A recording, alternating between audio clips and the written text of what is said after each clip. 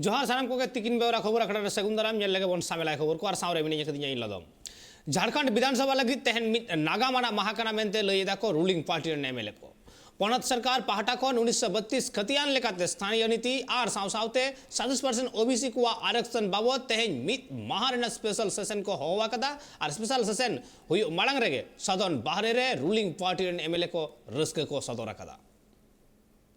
विधानसभा में इतना बड़ा बैनर शायद पहली बार लहरा रहा है और यह बैनर पक्ष का है, विपक्ष का नहीं। ये बैनर हरे रंग का बैनर जिस पे लिखा हुआ है कि आज का दिन यानी झारखंडी बना ऐतिहासिक निर्णय का गवाह। एससी एसटी ओबीसी इन तमाम आरक्षण के मसले पर और उससे भी बड़ी बात कि स्थानीय नीति 1932 आधारित स्थानीय नीति के निर्माण को लेकर विधानसभा के सत्र से पहले पक्ष के विधायक यहाँ तमाम जुटे जमा हुए और अपने खुशियों का इजहार किया। कुछ इस तरह तख्तियां लेकर सरकार के प्रति अपना आभार प्रकट कर रहे हैं। मथुरा जी, कैसा लग रहा है आज का दिन के लिए?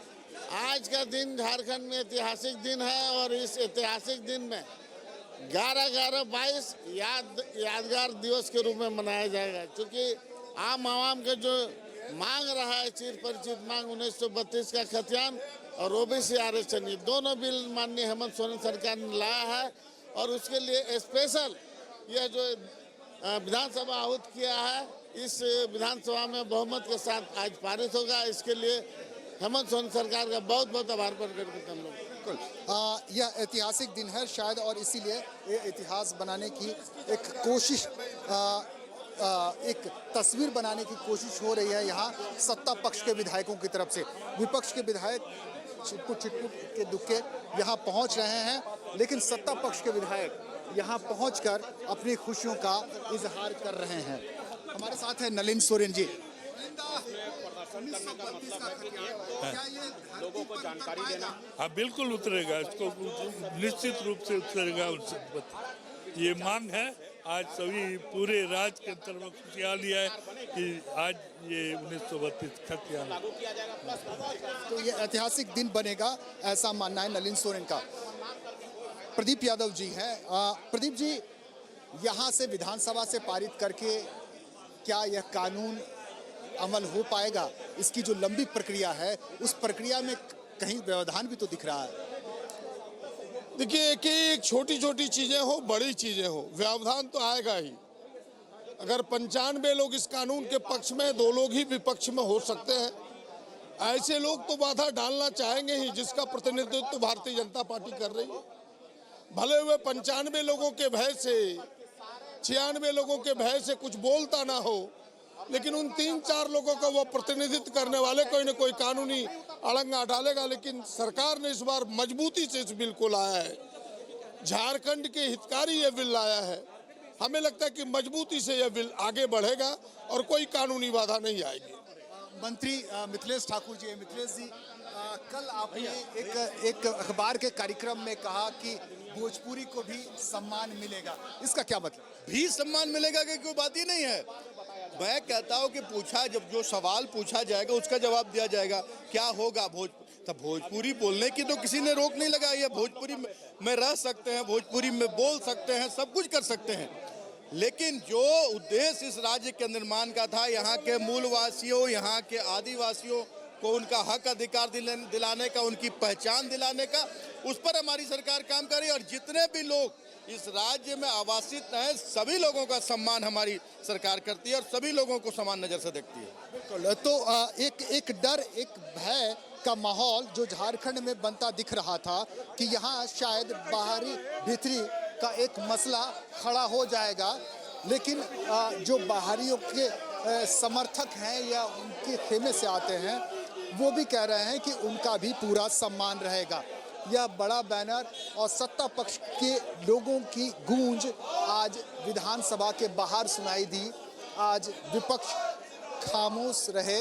विपक्ष की सदन के बाहर जो लगातार सत्र की कार्रवाई के दरमियान वो प्रदर्शन करते थे, वो प्रदर्शन आज दिखाई नहीं पड़ा। लेकिन आज के इस एक दिन के विशेष सत्र में, जिसमें स्थानीय नीति और ओबीसी के 27% आरक्षण का प्रस्ताव विधानसभा में लाया गया, उसे लेकर के सत्ता पक्ष के नेता विधायक ज़्यादा उत्सुक और उत्साहित नजर आए। अभी उधर चल रहा है ना।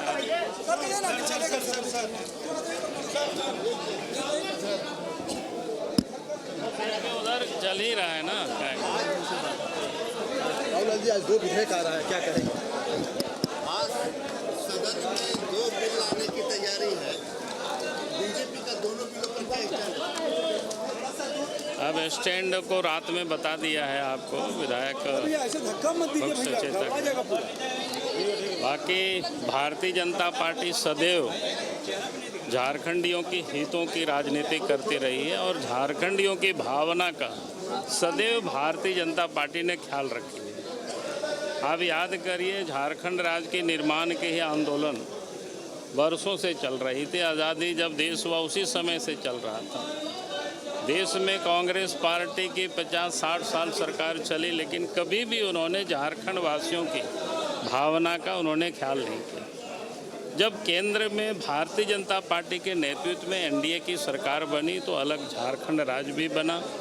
यानी झारखंडियों की जो भावना का किसी पार्टी ने कोई सम्मान किया और सत्ता में पर्याप्त भागीदारी मिले झारखंडियों को, तो भारतीय जनता पार्टी ने किया।